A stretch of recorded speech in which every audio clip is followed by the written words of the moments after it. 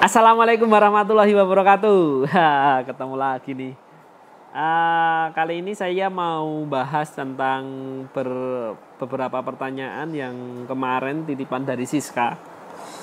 Jadi pertanyaannya itu terkait dengan betina ya. Jadi betina-betina ini ada beberapa betina yang memang sulit hamil, sulit beranak gitu loh.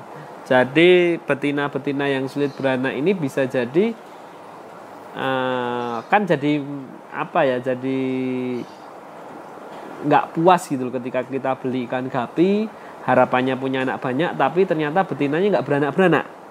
Nah ini kan jadi sebuah kekecewaan ya. Makanya saya mau bahas video tentang gimana cara supaya si gapi ini bisa beranak si betinanya. Nah faktornya sebenarnya ada beberapa faktor ya, nggak cuma satu faktor aja sebenarnya, ada beberapa faktor. Faktor yang pertama yang mempengaruhi si betina itu nggak beranak itu dari faktor dari segi umur dulu mungkin. Umur betina pertama kali beranak itu kira-kira 3 bulan ya. 3 bulan sudah beranak yang pertama kali, yang jumlah anaknya belum banyak. Rata-rata di bawah 20 ekor. Itu dari segi umur. Jadi artinya ketika betina di bawah 3 bulan itu jelas nggak bisa beranak karena kematangan si reproduksi si betina ini adalah di umur 3 bulan. Oke, dari segi umur. Yang kedua juga umur yang terlalu tua. Misalkan dia betina sudah umur-umur 8 bulan atau betina yang sudah pernah beranak 6 kali. 6 kali saya pikir masih bisa beranak ya, tapi kualitasnya terus intensitas beranaknya akan lebih panjang lagi nanti gitu. Jadi kalau saya pikir betina yang sudah beranak 6 kali saya pikir menurut saya sudah tidak produktif lagi. Makanya kalau sudah beranak 6 kali itu harus memikirkan regenerasi si betina itu sendiri. Itu yang dari segi umur. Kemudian yang kedua dari segi perkawinan itu sendiri. Banyak betina yang nggak mau beranak lantaran dia tidak dikawinin sama si jantan. Artinya si pejantan ini tidak menjadi pejantan yang baik. Dia nggak mau ngawin, ya toh. Nah makanya perlu memilih jantan yang dia mau ngawin. Cirinya apa? Cirinya jantan mau ngawin itu jantan selalu mengejar-ngejar betina. Jadi betina ke sana kawin, jret. Nah dia ketika ngawin dia akan menusukkan jarum di gonopodiumnya ke perut atau ke analnya si betina. Jadi dijaring thread gini. Thread. Nah, kalau betina yang jantan yang sering ngejar-ngejar si betinanya itu berarti pejantan yang bagus. Dia suka kawin. Dia suka kawin. Dia suka betina. Nah, tapi ada masalah. Kalau si jantan itu satu pejantan harus ngawini 10 betina, ya leto juga tuh pejantan. Artinya persentase jantan betina juga harus diatur. Jangan betinanya terlalu banyak supaya si betina bisa terkawin secara ya dia puas lah dikawin sendiri gitu misal. Jadi kalau saya sih menyarankan cukup 2 betina saja, 1 jantan itu akan jauh lebih baik daripada betinanya lebih banyak. Kemudian jika pejantannya dia nggak mau kawin atau betinanya posisinya dia badannya gede, gemuk, besar gitu kan, pejantan jadi takut melihat betina yang besar, gemuk, galak lagi kan, takut dia. Nah kalau ada betina yang seperti ini harus ada solusinya. Solusinya apa? Yang pertama dipisah dulu si jantan sama betina supaya si betina ini dia kesepian dulu lah, diputus dulu lah sama si jantan, jangan dicampur terus.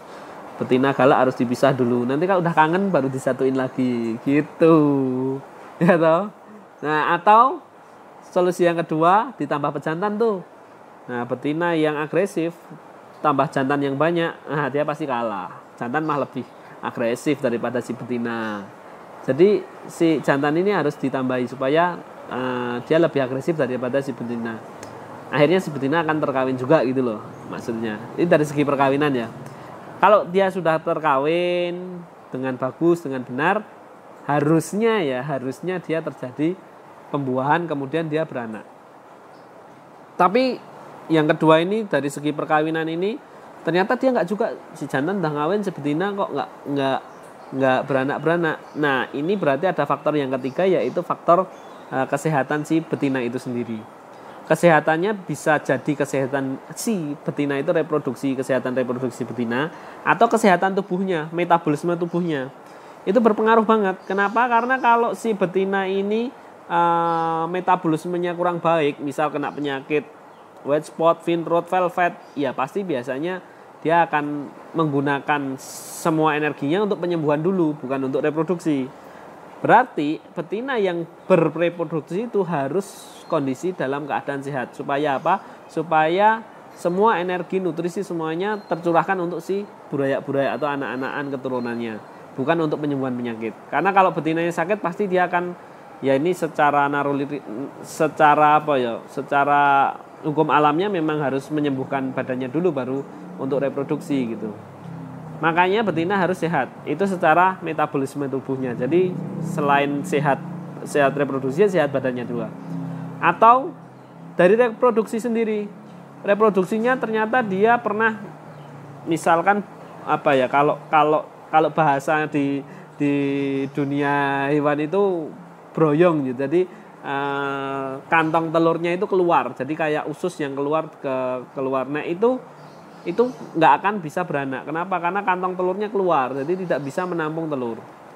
Atau memang rusak secara reproduksinya, organ reproduksinya rusak, kena penyakit, entah apa itu penyakitnya, saya kurang detail penyakitnya, nggak tahu, tapi itu bisa jadi karena rusak secara organ dalam. Atau juga rusak karena bahan-bahan kimia, misalkan dengan antibiotik yang berlebihan, seperti akriflavin mungkin, atau seperti bahan-bahan kimia yang lain yang seharusnya untuk melawan jamur tapi ternyata malah merusak organ reproduksi si betina itu bisa juga menyebabkan sulit beranak.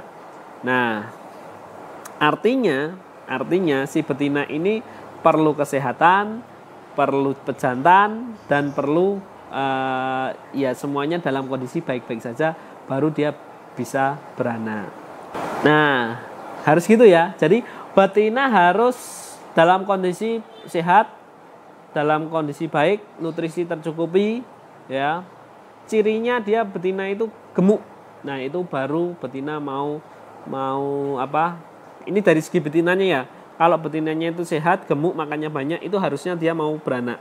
Tapi kalau betinanya cungkring, kurus, dia akan banyak masalah. Masalahnya tentang di reproduksinya, entah itu di kesehatan metabolismenya. Nah, ini banyak masalah. Makanya perlu si betina itu perlu sehat, nggak boleh sakit.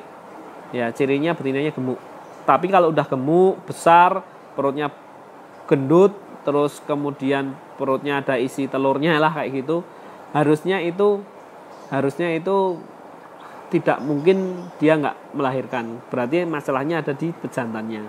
Nah, pejantannya supaya bagus gimana? Nah, itu tadi tambah pejantan, atau bisa mencari pejantan yang lebih agresif lagi. Kayak gitu ya teman-teman. Solusi-solusi jika menemui kendala si betinanya sulit kawin, sulit beranak, sulit memiliki keturunan. Nah, itu solusinya seperti itu. Jadi Anda bisa meneliti lagi, bisa mengamati lagi masalah apa atau betina saya kok nggak mau melahirkan atau memiliki anak. Nah, itulah solusi-solusinya. Seperti itu ya teman-teman. Mudah-mudahan ini bisa menginspirasi Anda, mencerahkan Anda, dan bisa membuat Anda pintar lagi di dunia pergabian. Terima kasih telah menyaksikan acara ini. Salam swastiastu. Wassalamualaikum warahmatullahi wabarakatuh. Sampai jumpa.